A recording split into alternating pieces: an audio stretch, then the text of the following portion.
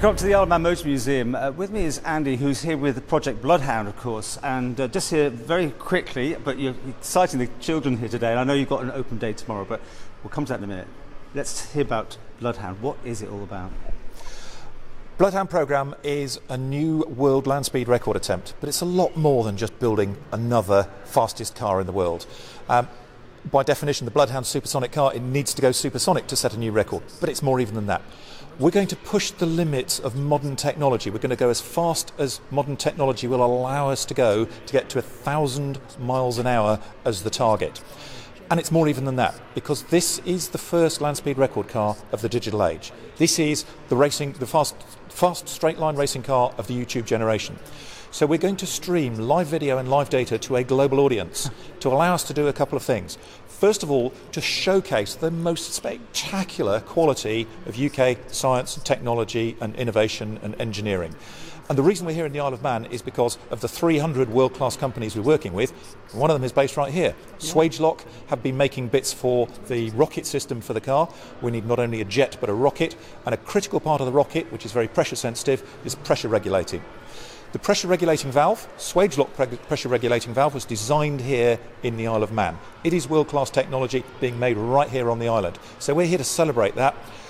And as well as showcasing UK PLC, great British engineering on a global stage, we're also engaging the next generation of young people who are going to be the scientists and engineers of tomorrow.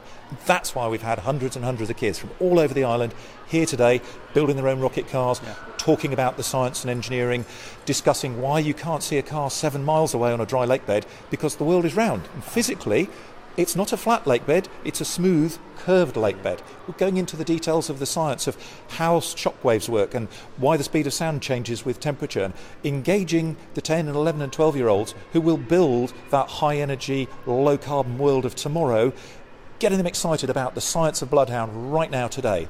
That's what the programme's all about. You're very excitable about this thing. You are the guy who's going to be driving this, right? Yeah, I'm hugely privileged. I've got the best day job in the world, flying jet fighters for the Royal Air Force. I've got the best holiday job, helping the Bloodhound team to build a 1,000-mile-an-hour car. And we start testing it next week. So this is happening right now. That is a mock-up we're seeing here today, then. That's not the real thing, but it's just showing people what it's going to be like. Correct. The show car, 13-metre-long show car, here in the Motor Museum on the Isle of Man, and the open day tomorrow, so you can come along, meet the team, see that show car. In the meantime, the real car left the factory yesterday, complete on its wheels for the first time, and it's going down to Newquay in Cornwall, where we start testing it next week for the first time. This is happening right now. So the adventure, the largest engineering experiment in history, live with tens of millions of people watching it. It starts next month in Cornwall, but actually it's wherever you are with an internet connection, you can watch that right now. You're not going to go flat out in Newquay, you're going to go do that in Africa, aren't you? You've got people clearing this area literally by hand of all rocks, and we've got pictures of that underway. A massive undertaking. Absolutely. Newquay runway is just a mile and a half, mile and 3/4 long, so it's very slow speed for us, 200 miles an hour. Right. Once we get out to South Africa, 12-mile long track, we'll start working up the speed over the next couple of years, ultimately to 1,000 miles an hour. And that, for a 12-mile track, will be from a standing start. The car will be 12 miles away, stationary again, 2 minutes after setting off. This is going to be eye-popping science and technology for a global generation, where we showcase great British engineering technology and we engage that next generation of young engineers. You're going to be strapped to your aircraft engine, basically, aren't you? It's a rocket, basically, your aircraft engine. It's a combination of technologies. It's part Formula One technology, carbon fibre and high-tech materials.